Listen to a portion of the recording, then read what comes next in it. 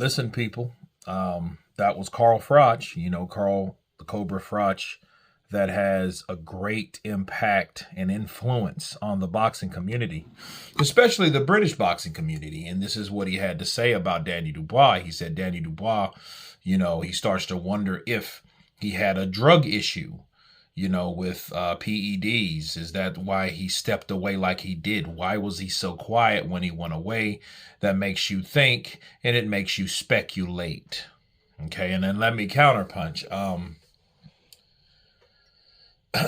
This just goes to show you why you should never alert anyone or to draw suspicion to yourself. That's why that type of quietness, whatever you want to call it, in his case, discreetness. There's nothing discreet about being sick. If you're sick, you're just sick. That means that's what's going on with you.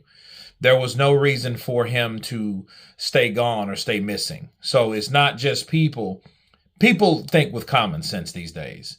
And whenever you do something strange, they're going to think strange. They're going to think something to the left.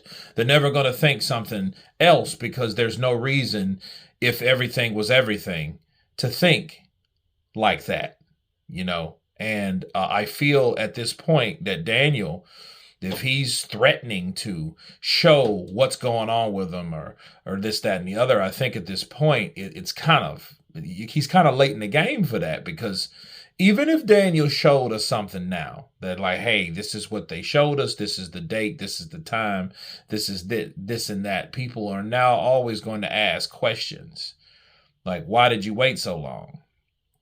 Is that shit legit? You know what I mean? You could falsify any type of records to put any date on it at this point.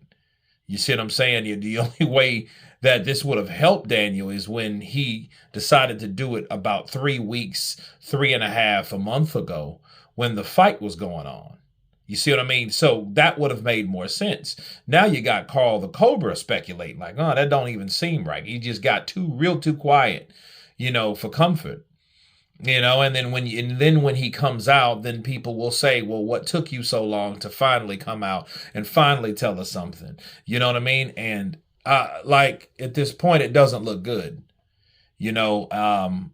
because my goal for Daniel, my personal goal for Daniel Dubois, was to clear his name. I mean, before and after the Joshua fight. Okay, because there was too many people that were like AJ fans saying that, hey, you know what? Daniel went to Brazil to juice. You remember that was the narrative that started real quickly. That started real quick. And then I came to the rescue. I tried to, where no, his girl's from Brazil. That's why he's there. And then I hear, no, that's not why he was there. So I'm like, well, damn, I have no out. There's no excuse good enough for Daniel to be in a particular country that may or may not even have VADA testing, or VADA can't send him there. But then, that was my goal, because I don't want any fighter to get that jacket that he's a cheat without ever testing positive for being cheating or cheated. We have enough fighters that have tested positive for performance-enhancing drugs / banned substances. We don't need Danny Dubois adding to that list. You know what I mean? I think Danny Dubois is a good fighter. I think he's natural. I think he's always been the same size. There has not been an increase or, influx of how Daniel looked. He didn't look like, he was one day he was skinny, then the next day he was massive. No, he never looked like that. Danny Dubois has always been the same size, and he's always done the same shit. Period.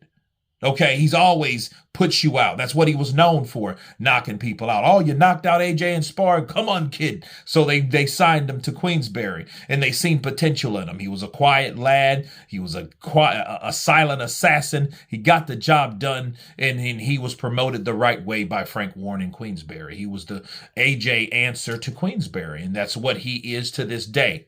That's why he is looking forward to bigger and better fights. So this performance-enhancing drug narrative is not helping him. You know what I mean? It doesn't look good. It never helped anybody in this case. And God forbids he ever test positive. because all of this stuff is going to start steamrolling back in. But for Carl, for every other speculator, they have their argument, because when things sometimes seems shady, sometimes it is shady. Not saying it's this time, but, you know, now Carl Froch is speculating. He's on, he's on a warpath to see, like, hey, what's going on with Daniel? Why is he so quiet? You guys tell me what you think about Carl Froch speculating that Daniel Dubois might have pulled out due to a failed drug test.